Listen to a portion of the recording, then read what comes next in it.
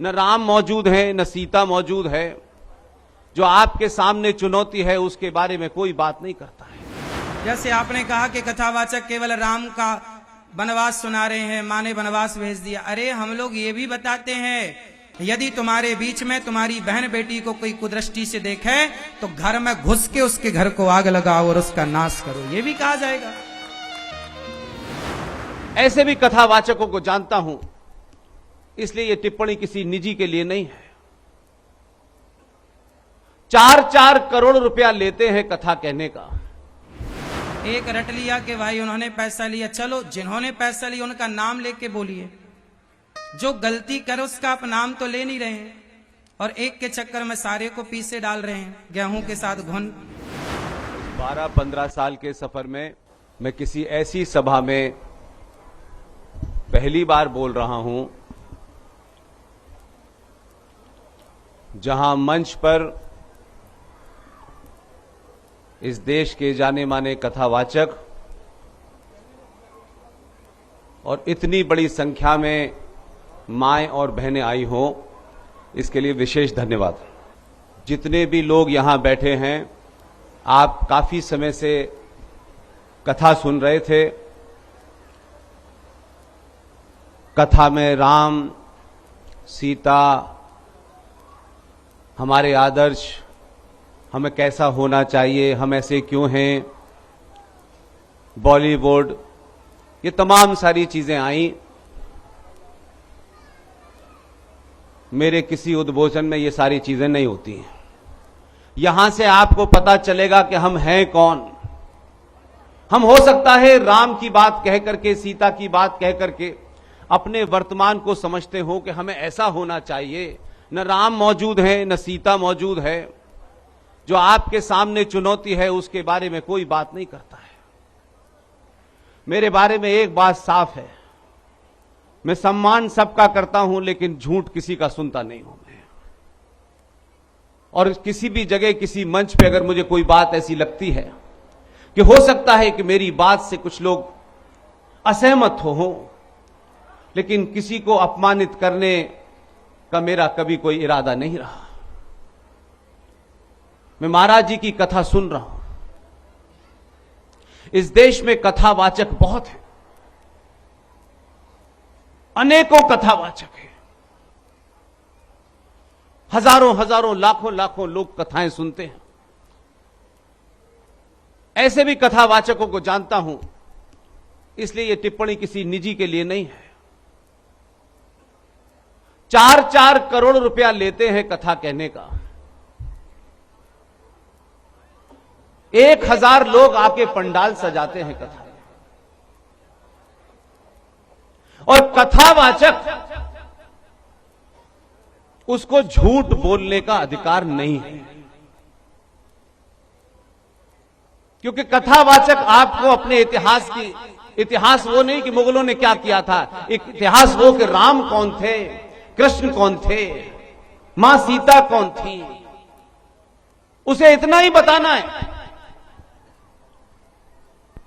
लेकिन मां सीता का जिक्र करेंगे, राम का जिक्र करेंगे और अधूरी बात बताएंगे। इसलिए ऐसे लोग समाज को गुमराह ज्यादा करते हैं। अगर राम की कथा बता रहे हो, भाव विभोर होकर बता रहे हो, भावनात्मक माहौल पैदा करके बता रहे हो, तो भगवान राम का किस्सा बताते बताते वो कौन सी मक्कारी है कि सच बोलने से आप डरते हैं। भगवान राम, उनको राज मिला, उनके परिवार में उनकी मां में से किसी एक मां ने कहा कि तुम्हें राज नहीं मिलेगा, तुम्हारे भाई को मिलेगा। यह कथा को सूट करता है कुछ लोगों के लिए। इस पूरी घटना को तो बहुत भावुक होकर बताया जाता है। और भगवान राम ने राजकाज छोड़ दिया मां के कहने पे, और एक ही आदेश में जंगल चले गए। और वो कथावाचक ये भी बताता है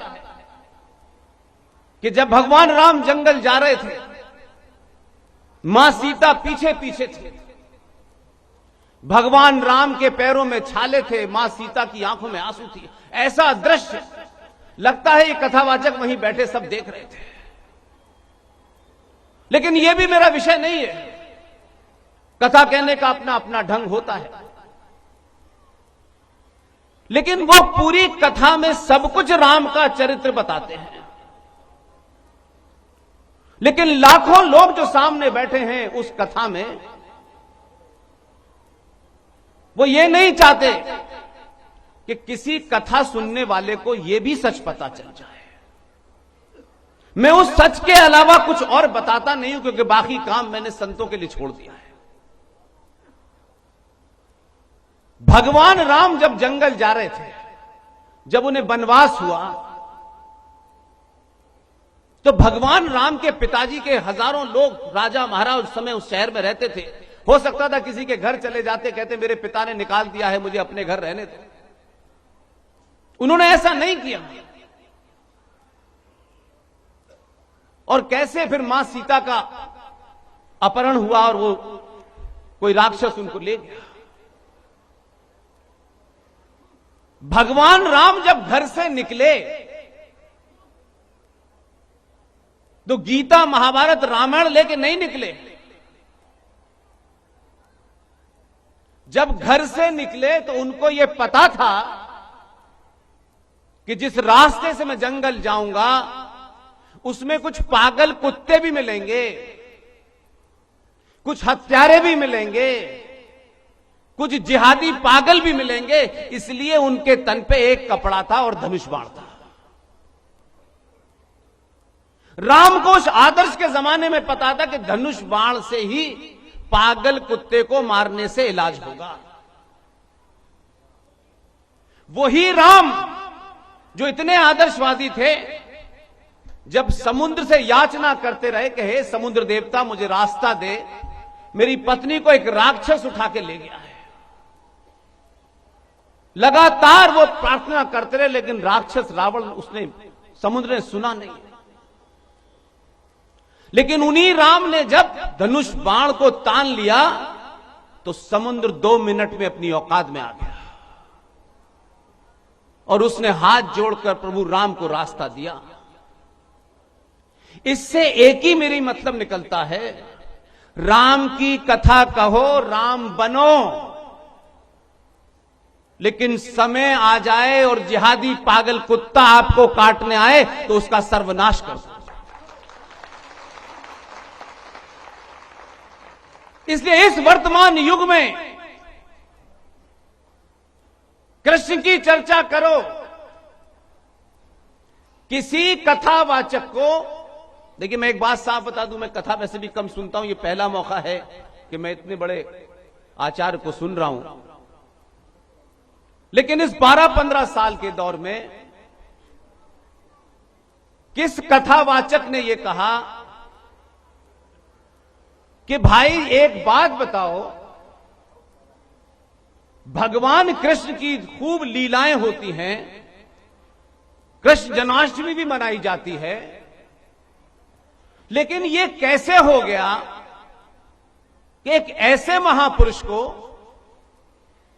जिसने महाभारत के मैदान में जब अर्जुन अपनी कायरता की पराकाष्ठा पे था और युद्ध करने से बच रहा था, उस कृष्ण ने उस कायर अर्जुन के अंदर अपने तर्कों से, तथ्यों से वो ताकत भरी।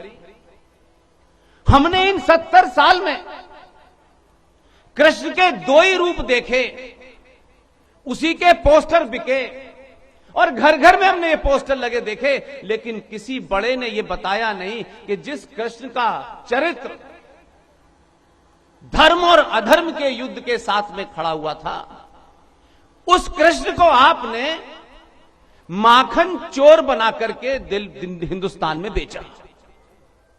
हर पोस्टर में कृष्ण जी माखन चुराते हुए दिखाई देते हैं और ऐसा लगता है कि कृष्ण जी पे माखन चुराने के अलावा उन्होंने कोई काम ही नहीं किया। एक दूसरा पोस्टर खूब बिकता है। इस पोस्टर के खिलाफ, इस मानसिकता के खिलाफ कोई प्रचार हुआ कि कृष्ण जी गोपियों की, जो गोपियां नहा रही थी, उनके कपड़े लेके वहां बैठ जाते हैं। अब ये उस काल में हुआ होगा जब मान्यताएं, परंपराएं और मूल बहुत आदर्श रहे होंगे, लेकिन आज मैगी के युग में अगर आप ये बातें देखेंगे तो आप क्या चरित्र प्रकट कर रहे हैं। किसी कसावासक ने कहा कि जो बांसुरी बजा रहा था, जिसे हमने अलग अलग कपड़ों में सजा करके बांसुरी बजाते हुए देखा, समय आने पर उसी भगवान कृष्ण ने अर्जुन की कायरता को दूर करते हुए कहा कि अगर अधर्म के साथ तेरे अपने भी खड़े हैं, तेरे रिश्तेदार भी अगर उधर खड़े हैं, तब भी तेरा धर्म यह है, बाण उठा और उनका सत्यानाश कर, यही तेरा कर्तव्य है।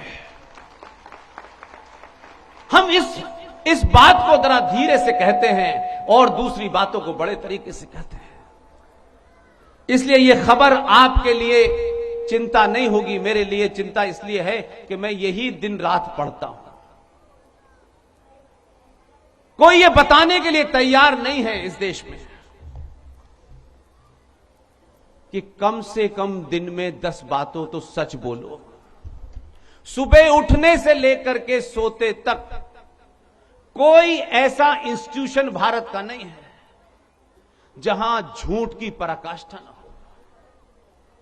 सच कोई सुनना नहीं चाहता क्योंकि सच से भीड़ नहीं आती है। अगर सच बोलने वाले 10-20 भी पैदा हो जाएंगे तो जिन संकटों से भारत गुजर रहा है उसे 24 घंटे नहीं लगेंगे समाप्त होने में।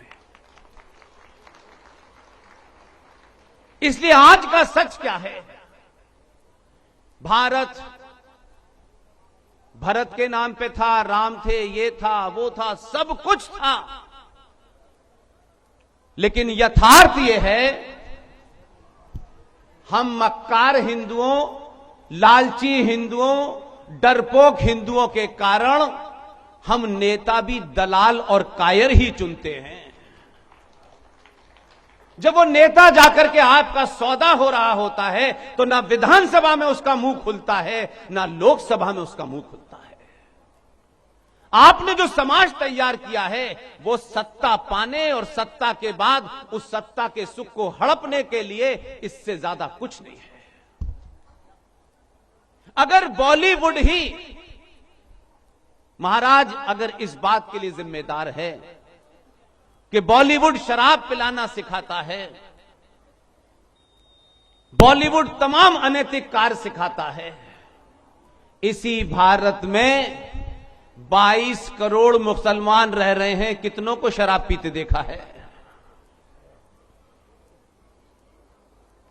इसी में सिख रह रहे हैं, इसी में बौद्ध रह रहे हैं, इसी में जैन रह रहे हैं, किसको शराब पीते आपने देखा है? बॉलीवुड को सब देख रहे हैं, सब फिल्में देख रहे हैं, लेकिन इसी बॉलीवुड के अंदर फिल्में बहुत बन रही हैं, लेकिन आपके मन में क्या है, आपको क्या पसंद है, यह आपके ऊपर है। क्या इस देश में रेप नहीं हो रहे हैं? हर दिन 100 से 150 रेप होते हैं, तो क्या समाज रेपिस्ट हो रहा है? आप वही लेते हैं जो आपको अच्छा लगता है, और अच्छा वो जो आपको सिखाया गया है, इसलिए आप सही बात पकड़ते नहीं हैं। आपको टेलीविजन देख करके, आपको टेलीविजन पे बनने वाले विज्ञापनों को देख करके सामान खरीदना है, और सामान बेचने के लिए इस देश के बड़े बड़े हीरो हीरोइन का इस्तेमाल किया जाता है, क्योंकि सनातनी हिंदू को सुंदरता की निशानी तैमूर की अम्मी लगती है, तो इसमें किसका दोष है? तो किसी ने नहीं बताया कि पर्दे पे 5 करोड़ रुपया लेकर के किसी का विज्ञापन करने से सुंदरता नहीं होती। अगर सुंदरता की परिभाषा देनी है तो शिवाजी की मां जीजाबाई है। ये कोई बताएगा आपको? नहीं बताएगा। जो भाव आपके अंदर ऐसा भर दे कि आप उससे मुक्त होकर दूसरी दुनिया में चले जाए, नहीं करते। अगर आज की बेटी 17 साल की, 18 साल की फिल्म देखना चाहती है तो देखे, कोई दिक्कत नहीं है, लेकिन उससे क्या लेना है क्या देना है ये घर के संस्कार तय करते हैं। जब माए सास भी कभी बहू की साड़ियां देख करके पहनने लगे, सारा दिन उनका टीवी पे इसी बात पे चला जाए, तो बेटी से बात कौन करेगा? घर में एक बेटा है, भाई है, उसे अपनी गर्लफ्रेंड के साथ घूमना है, तो पिताजी शान से कहते हैं मेरे बेटे की 2-2 गर्लफ्रेंड हैं। पिताजी को पुरुषत्व नजर आता है अपने बेटे में, लेकिन उस पिता को यह क्यों नहीं नजर आता है कि मेरे घर में 18 साल की 2 बेटियां भी हैं, क्यों नहीं उनका मन किसी लड़के से बात करने का होगा? आप उस बेटी को बांध के रखना चाहते हैं क्योंकि आपकी मां को भजन कीर्तन खाना बनाना इस जीवन से फुर्सत नहीं है, पिताजी को कमाने से फुर्सत नहीं है, भाई गर्लफ्रेंड के साथ घूम रहा है, तो एक बेटी जो आपके अपने घर में बड़ी हो रही है, वो भी इस देश के समाज को देख रही है, पिक्चर को देख रही है, आसपास के माहौल को देख रही है, उससे कोई बात ही नहीं करना चाहता, तो उसके अंदर ना बायोलॉजिकल चेंज हो रहे हैं, ना इमोशनल चेंज हो रहे हैं, वो बिल्कुल संत हो जाए और पूरा परिवार कुछ और हो जाए, ये नहीं हो सकता। इसलिए ये खबर ये अखबार में इसलिए नहीं लाया हूं कि ये खबर आपने नहीं पढ़ी होगी। ये खबर कोई बहुत बड़ी खबर नहीं है, मैं बहुत कुछ जानता हूं, इसलिए मैंने इसको बेस बनाया। ये आज ही सुबह सुबह मुझे अखबार में मिली खबर। अपने अपने गरेवान में हाथ डालिए जरा और झांकिए अपने आप से। हम जब अपनी बीमारी को नहीं समझना चाहते हैं तो सारी बीमारियां दूसरी चीजों में ढूंढ करके पल्ला झाड़ लेते हैं। सनातन हिंदू की बीमारी उसके अंदर बैठी हुई है, उसको बिठाया गया है। हमको ये नहीं पता कि एक भाई ने सगे भाई में जमीन का थोड़ा सा बंटवारा ऊंचा नीचा हो गया, महीनों सालों परिवार दर परिवार मर्डर होते हैं, तब हम क्या होते हैं? तब सनातनी और हिंदू होने का पाखंड भूल जाते हैं, तब सगे भाई की हत्या 2 गज जमीन के लिए कर देते हैं। और अगर इतना ही पुरुषार्थी वो हिंदू है कि अपने सगे भाई की हत्या मात्र जमीन में बंटवारे में 2 गज आगे पीछे हो जाए, उसके लिए उसको हत्या करने में उसमें बल पैदा हो जाता है, तो मक्कारी के नाम पर, ये तथाकथित राष्ट्रवाद के नाम पर उस सनातनी से पूछना चाहता हूं कि दिन भर राष्ट्र की बात करने वाले, दिन भर देश की बात करने वाले, 9 लाख स्क्वायर किलोमीटर जमीन इस देश में मुसलमानों के एक बोर्ड, वक्फ बोर्ड ने ले ली, किसने किसकी हत्या की? भारत की भूमि आपकी नहीं है, वो किसकी है? उसकी रक्षा कौन करेगा? पुलिस करेगी। पुलिस का यह मैंडेट नहीं है, न सेना का यह मैंडेट है कि वो आपकी जमीन की रक्षा करे। जब आप अपने घर की जमीन की रक्षा करते हैं तो अपने घर ही को सब कुछ मानते हैं, लेकिन राष्ट्र की चिंता करने के लिए बड़े बड़े पाखंड करते हैं, और राष्ट्र की चिंता करते हैं तो राष्ट्र बचाओगे तो घर बच जाएगा, घर बचाओगे तो राष्ट्र नहीं बचने वाला। इसलिए मंचों से देश और राष्ट्र की बात होती है, मैं इस मंच से कोई भी बात अनसाइंटिफिक नहीं कहूंगा। देश क्या है? देश एक भूमि का टुकड़ा है महाराज। उस भूमि के टुकड़े की रक्षा करने के लिए सेना बनी है, उस भूमि के टुकड़े के चलाने के लिए, कानून व्यवस्था बनाए रखने के लिए पुलिस बनी है, जजेस हैं, नेता हैं, लोकसभा है, राज्यसभा है, ये जितने भी देश चलाने के अंग हैं सब सरकारी तनख्वाह लेते हैं, सबको मिलती है, नेताजी भी लेते हैं। उनको तो राज्यसभा लोकसभा का सेशन अटेंड करने का अलग से भत्ता भी मिलता है। यह संविधान देश चलाने के लिए है।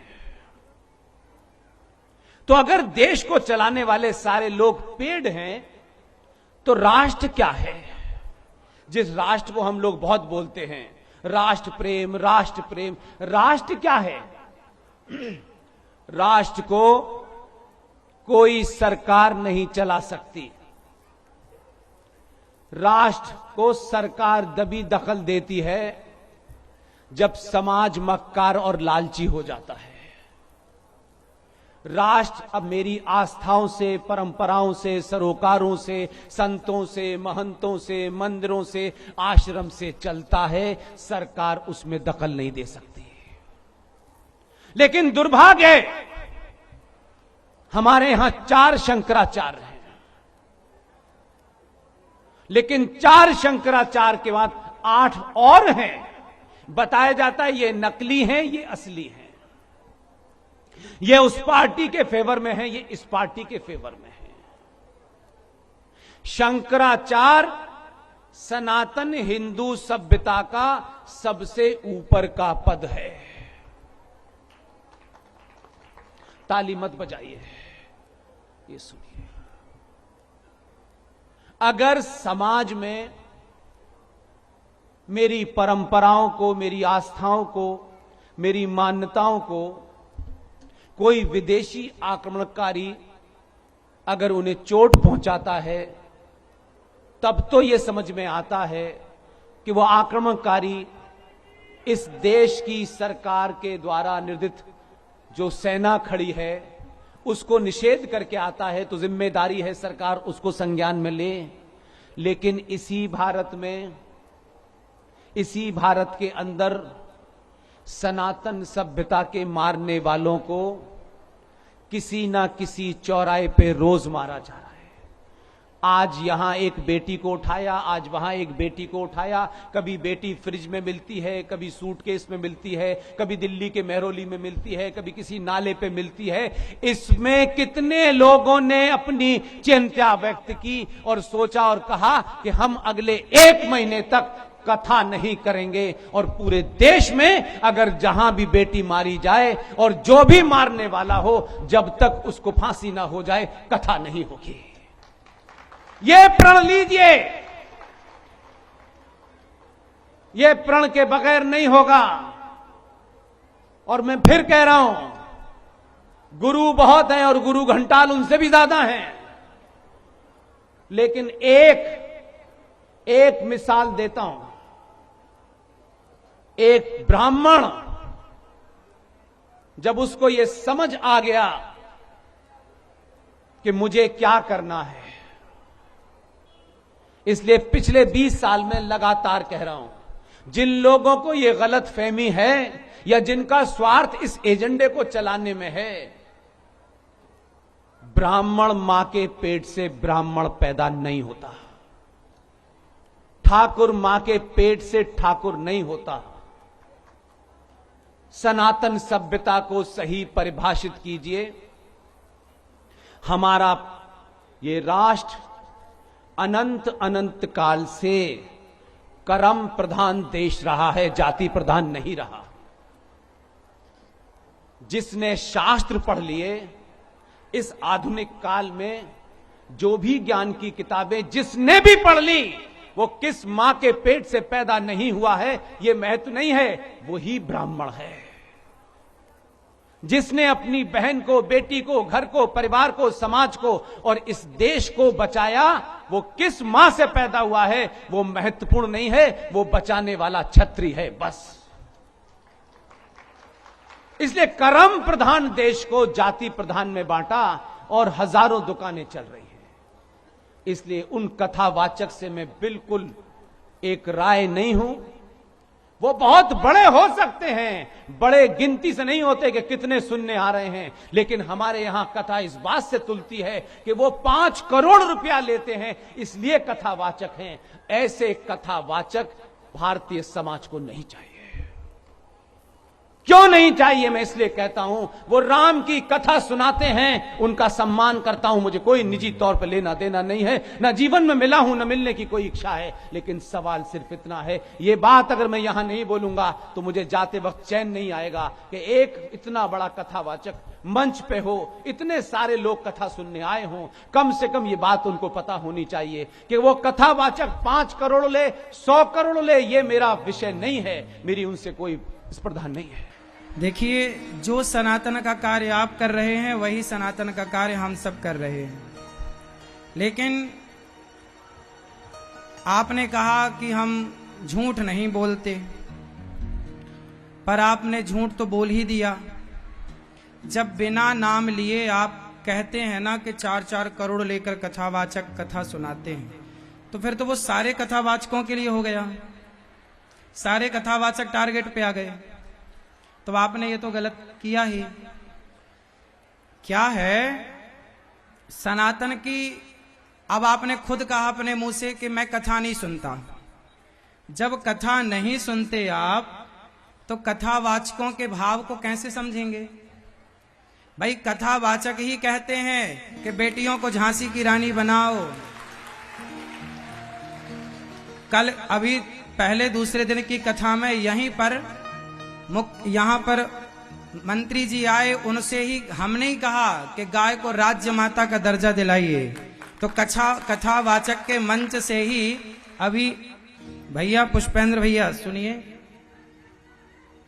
ऐसा है कि अभी महाराष्ट्र में हम कथा सुनाने गए तो वहां पर ना मुख्यमंत्री एकनाथ शिंदे जी आए और कथा से प्रभावित होकर उन्होंने महाराष्ट्र में गाय को राज्य माता का दर्जा दिया। ये कथा का प्रभाव है। आज पूरे महाराष्ट्र में गौहत्या बंद हो गई। हमने मध्य प्रदेश के यहां भी अभी इसी मंच पे आए एक मंत्री जी शुक्ला जी, हमने उनको कहा कि गाय को राज्य माता का दर्जा दीजिए।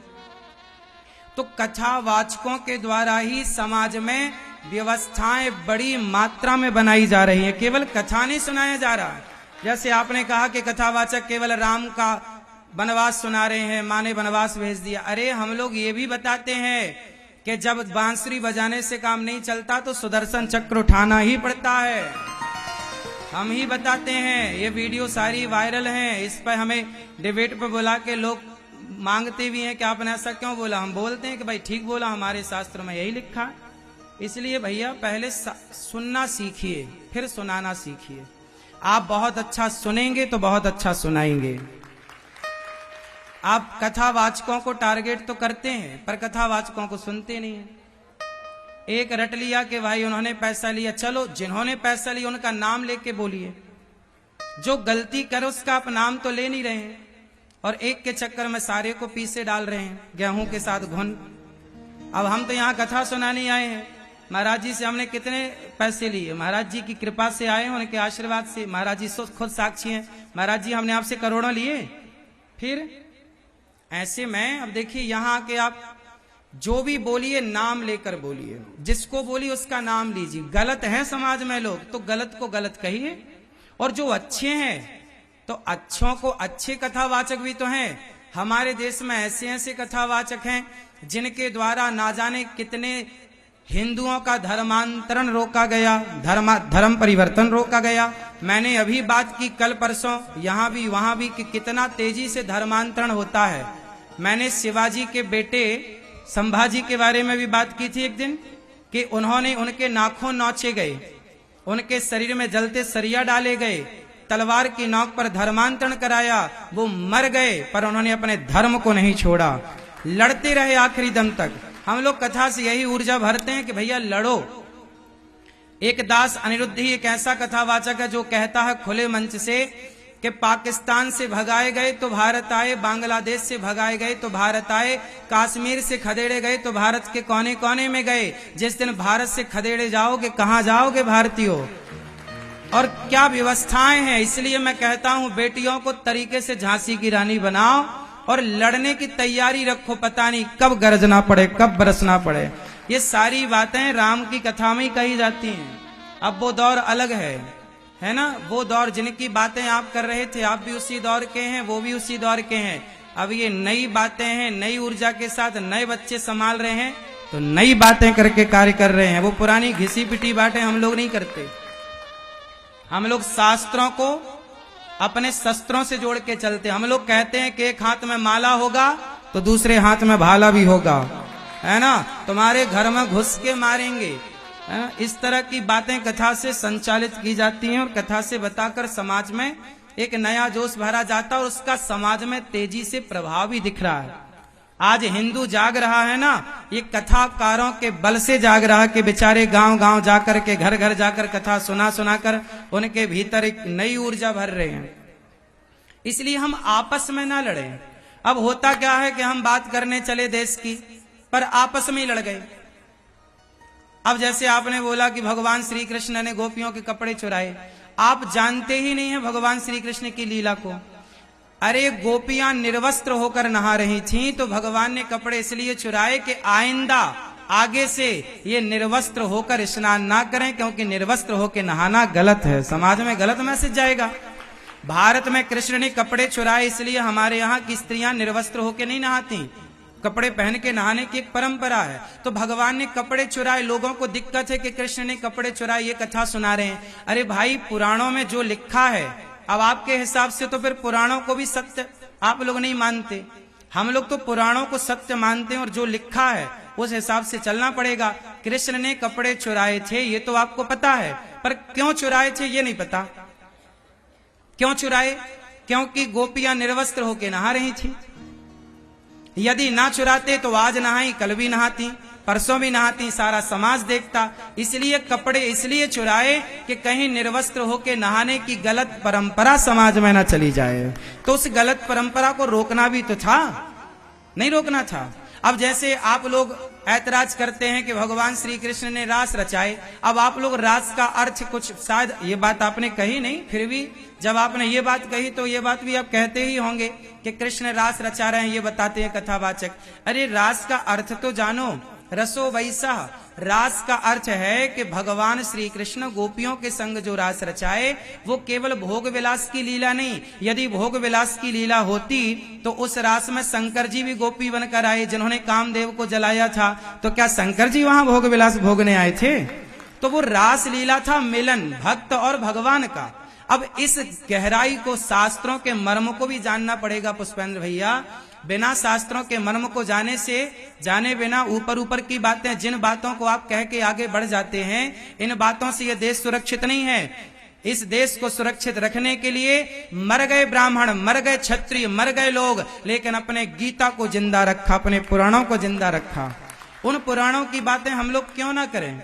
यदि उस पुराण में भगवान राम के वनवास जाने का प्रसंग है तो वो प्रसंग रोकर ही तो बताया जाएगा, क्योंकि वहां भरत रो रहे हैं। तो जब प्रसंग रोने का है तो अब रामानंद सागर जी ने भी तो रामायण बनाई, उसमें भी तो वहां पे जब भरत जी राम वनवास जा रहे थे राम को लेने, तो वहां रोने का भाव था। तो जहां रोने का भाव है वहां रोया ही तो जाएगा, और जहां हंसने का भाव वहां हंसा जाएगा, और जहां बल का पराक्रम का भाव है वहां पराक्रम पैदा किया जाएगा। ऐसा थोड़ी कि हर समय एक ही बात करते रहें। समय समय पर सारी बातें अच्छी लगती हैं। मीठा भी आदमी खाता है, चटपटा भी खाता है, नमकीन भी खाता है ना, एक ही एक से थोड़ी खाता है। इसलिए शास्त्रों को भी पढ़िए, शास्त्रों को समझिए। 10 मिनट में 20 मिनट में आपने कुछ बातें आपकी अच्छी हैं, हम भी आपको सुनते हैं, लेकिन आपसे ऐसी उम्मीदें नहीं रखते कि आप इस तरह से बातें करें। आप हमारे हैं, हम आपके हैं, आप में और हम में कोई भेद नहीं है ना। हम तो आपको खूब सम्मान करते हैं, क्योंकि आप बड़े समझदार हैं, योग्य हैं, सनातनियों की आवाज बन के गरजते हैं। लेकिन आवाज बन के गरजने का मतलब ये नहीं कि आप कथावाचकों को टारगेट करने लग जाएं, है ना। जो गलत है, मैं कहता हूं गलत को खुल के गलत कहिए, नाम लेकर कहिए। मैं गलत हूं, मुझे गलत कहिए, खुल के कहिए। पर मैं सही हूं तो सही को सही भी कहने की ताकत रखिए। अब सही तो आपने किसी को नहीं कहा, गलत सबको कह दिया, ये गलत।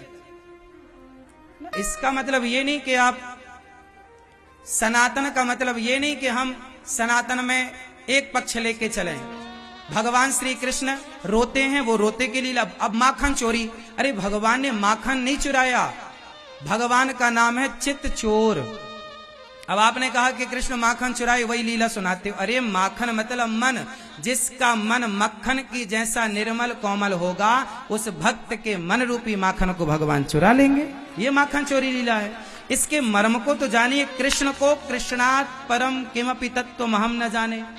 कृष्ण को बड़े बड़े योगी यत्सूरी तो जान ना पाए, मोहियन्ते यत्सूरयः, बड़े बड़े लोग भगवान को ना जान पाए, तो हमारे और आपके बल में कितना है जानना। सोई जाने जे देव जनाई। इसलिए शास्त्रों पर कभी कटाक्ष नहीं करना चाहिए।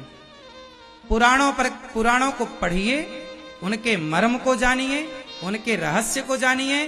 राम वनवास जा रहे हैं तो वहां रोया ही जाएगा, और वक्ता भी रोएगा और श्रोता भी रोएंगे। और जब राम रावण से लड़ेंगे तो ये भी कहा जाएगा कि भाई यदि तुम्हारे बीच में तुम्हारी बहन बेटी को कोई कुदृष्टि से देखे तो घर में घुस के उसके घर को आग लगाओ और उसका नाश करो, ये भी कहा जाएगा। अब आपको दिक्कत इस बात से, कथावाचक रोते हैं, अरे भाई वो भाव को आप क्या जाने। गोपियां रोती हैं कृष्ण के लिए। अब गोपियों की तरह गोपी का भाव पैदा हो तब ना गोपी जानो। भाई रोना भी एक अपना मजा है रोने का, ये भक्ति भाव का माहौल है ना। भक्ति के रस को आप जान नहीं पाए अभी तक, इसलिए आप ऐसा कह रहे हैं। मैं खूब तरीके से आपका आदर करता हूं, लेकिन आप बहुत अच्छे हैं, लेकिन आइंदा ऐसी बातों का बिल्कुल प्रयोग ना करें, इसका पूरा पूरा ख्याल रखें। भक्त की भावना क्या हमारी। आप अयोध्या जी जाओ, मैं अयोध्या जी रहा। अयोध्या में कनक बिहारी जी के सामने खड़े होकर संत लोग भगवान को देख के भाव में रो रहे हैं। हे प्रभु कब दर्शन दोगे। मीराबाई रोई। जिस समय देश गुलाम था उसी समय तो मीराबाई थी, लेकिन उनका भाव था रोने का। शिवाजी लड़ रहे थे उस समय महाराणा प्रताप लड़ रहे थे और मीराबाई रो रही थी कृष्ण की याद में। तो वो तो अपने अपने भाव हैं। मीरा के भाव अलग है। जो मीरा के भाव में जाएगा वो तो रोएगा कृष्ण की याद में। अब आप कहो जी रो मत, ठीक है,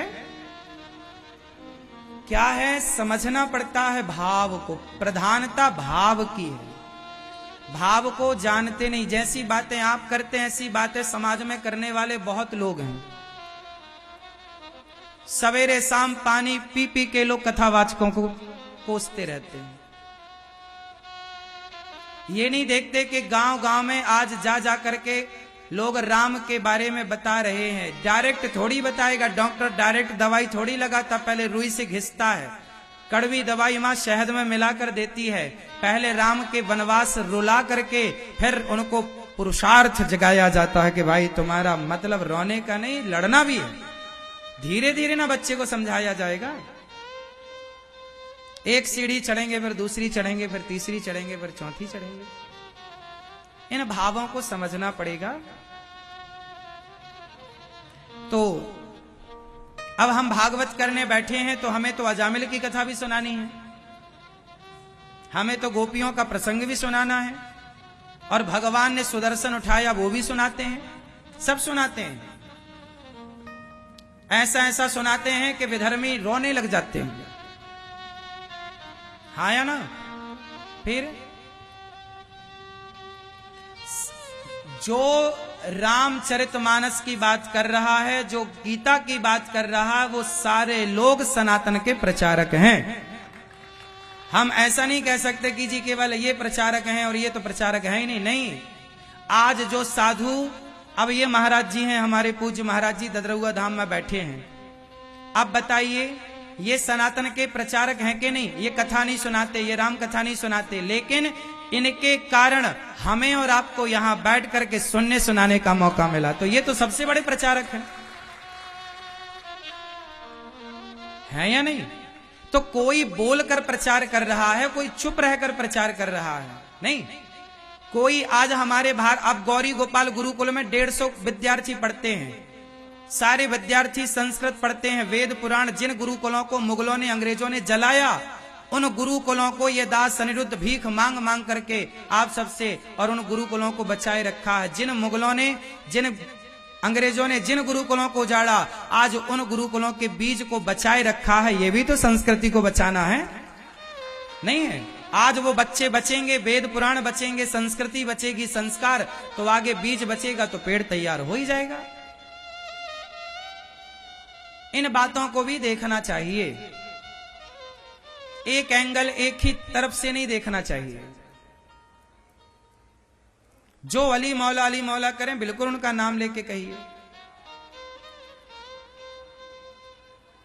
क्यों? हम तो राम राम जपते हैं, राम राम जपाते हैं।